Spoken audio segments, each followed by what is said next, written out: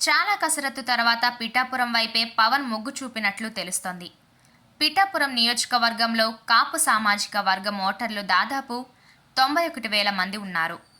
ఇక్కడి నుంచి పోటీ చేస్తే పవన్ భారీ విజయానికి డోకా ఉండదని జనసేన వర్గాల్లో బలంగా వినిపిస్తోంది. ఇలా అన్ని అంచనాలతోనే పిఠాపురం నుంచి పోటీకి పవన్ మొగ్గు చూపినట్టు తెలుస్తోంది. ఇప్పటికే కాకినాడ రూరల్ నియోజకవర్గం నుంచి జనసేన అభ్యర్థి పంతం నానాజీని ప్రకటించారు. కాకినాడ ఎంపీ సీటు కూడా దాదాపు జనసేనకే ఖాయమైంది. పవన్ పిఠాపురం నుంచి బరిలోకి దిగితే ఆ ప్రభావంతో కాకినాడ రూరల్ ఎంపీ స్థానం కూడా ఈజీగా గెలవచ్చనేది జనసేన వ్యూహంగా ఉంది.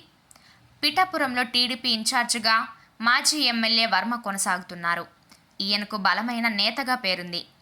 అయితే పిఠాపురం సీటును ముందు జనసేన కోరినప్పుడు వర్మను దృష్టిలో ఉంచుకొని వేరే నియోజకవర్గాన్ని అడగాలని టీడీపీ కోరింది.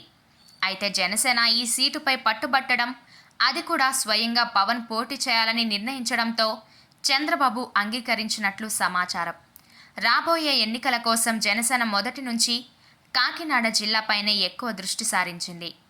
గత ఏడాది పవన్ ప్రారంభించిన తొలి విడత వారాహి యాత్ర కూడా ఈ జిల్లా నుంచే ప్రారంభించారు. ఆ సమయంలో పిఠాపురంలో 2 రోజులు బస చేశారు కూడా. ఇక్కడ పార్టీ ఆఫీస్ కూడా ప్రారంభిస్తామని ప్రకటించారు.